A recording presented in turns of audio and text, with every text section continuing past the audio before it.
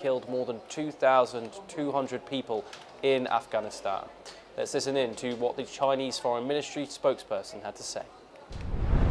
中方也在密切关注阿富汗的地震灾情，我们对遇难者表示深切哀悼，向遇难者家属和受伤人员表示诚挚慰问。我们相信，在阿富汗政府的领导下，阿富汗人民一定能够战胜灾害，重建家园。那么，中方也愿意根据阿富汗的需要提供帮助。 Well, now in Europe, Ukrainian President Volodymyr Zelensky has slammed Hungary's Viktor Orban, accusing him of providing support to Moscow. President Zelensky stated that Hungary is blocking Ukraine's membership to the European Union, while highlighting the fact that Ukraine did not get any support from Hungary against the war in the war with Russia. Hungary has vetoed Ukraine's entry into the EU formally, as President of the EU Council vetoed Ukraine's bid in July of last year. The row escalated when Viktor Orban convened the national consultation to gauge Hungarian citizens' views on EU membership. The standoff between Ukraine and Russia continues as the leaders continue the trade allegations against one another.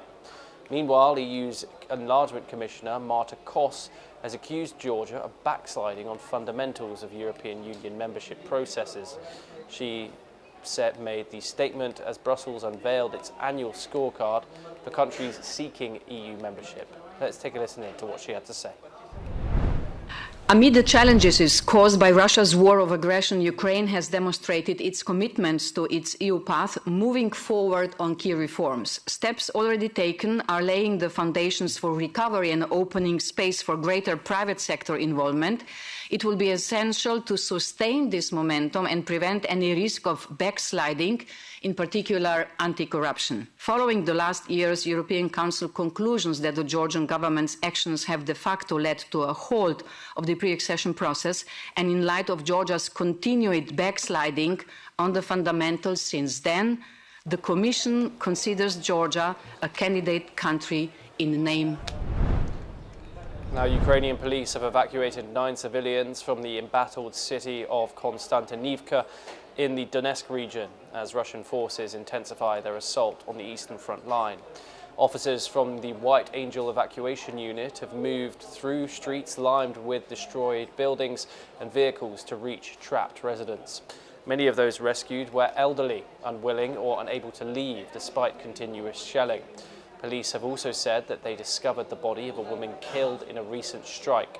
Her son, who assisted in retrieving the body, described how 2 direct hits struck the next-door building while they were inside. Let's take a listen in to what a resident had to say. Никакого толка, бах и все. А я на лавочке сидел. Ногу сильно ударил, я не знаю, какие вообще и крыша, и все. Now we stay in Europe, and British Finance Minister Rachel Reeves has framed her second annual budget as one of the hard choices to secure public spending while reducing Britain's debt, signalling possible broad tax rises to avoid a return to austerity just 3 weeks before delivering the budget. Reeves has set out the difficult economic backdrop which she was wrestling with, pointing to high debt levels, low productivity and stubborn inflation.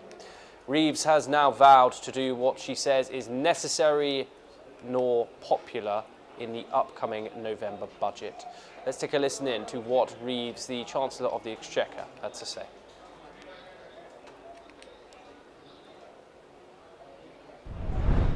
Никакого толка, бах и все. А я на лавочке сидел. Ногу сильно ударил, я не знаю, какие вообще и крыша, и все. Now, a Romanian worker who was trapped for hours under the rubble of a partially collapsed medieval tower near the Colosseum in central Rome has died. According to reports, the man was pulled out of the tower by emergency services late on Monday after about 11 hours, but was in a state of cardiac arrest when he arrived and was declared dead in hospital.